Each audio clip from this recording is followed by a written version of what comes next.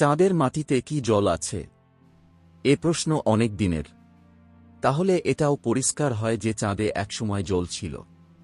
ভারত প্রথম চাঁদের মাটিতে জলের অস্তিত্বের কথা জানায় 2009 সালে। ভারতের চন্দ্রযান-1 এক সারা জাগানো তথ্য পৃথিবীর সামনে তুলে ধরেছিল। চন্দ্রযান-1 জানিয়েছিল চাঁদের যে অংশে সূর্যের আলো পড়ে সেই অংশের মাটিতে জল মিশে আছে। চাঁদের মাটিতে ভারত জলের অস্তিত্বের কথা জানায়, যে জন্য ভারত রীতিমতো বিশ্ব মহাকাশ বিজ্ঞানে তোলপাট ফেলে দেয়। তারপর 11 বছর কেটে যাওয়ার পর 2020 সালে চীনের চ্যাঙ্গি 5 মিশনের আওতায় চাঁদ থেকে মাটি আনতে সক্ষম হয় চীন। সেই মাটি পরীক্ষাও করেছেন চীনের গবেষকেরা, আর তাতেই তাঁরা মাটিতে জলের অস্তিত্ব দেখতে পেয়েছেন। মাটিতে মিশে আছে জলের অণু।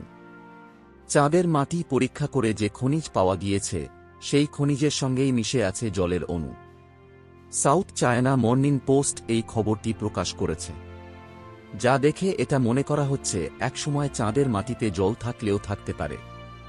চাঁদের গায়ে যে সুবিশাল গর্তগুলি রয়েছে সেগুলিকে ক্রেটার বলে।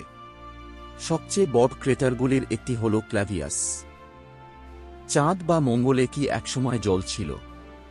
এ রহস্য উদ্ঘাটনে অনেকটাই আগুয়ান হয়েছেন মহাকাশ বিজ্ঞানীরা। চাঁদে আর্টেমিস মিশনে মানুষ পৌঁছতে চলেছে। সেখানে মানুষ পৌঁছতে পারলে চাঁদের অনেক রহস্য যা এখন যন্ত্রের ওপর নির্ভর করে সিদ্ধান্তে উপনীত হতে হচ্ছে তা হাতে নাতে প্রমাণের সুযোগ আসবে। এমনকি চাঁদ সম্বন্ধে যে ধারণা। বন্ধুরা, মহাকাশ সম্বন্ধে নতুন নতুন তথ্য জানতে চ্যানেলটিকে সাবস্ক্রাইব করুন পরবর্তী ভিডিও দেখার জন্য।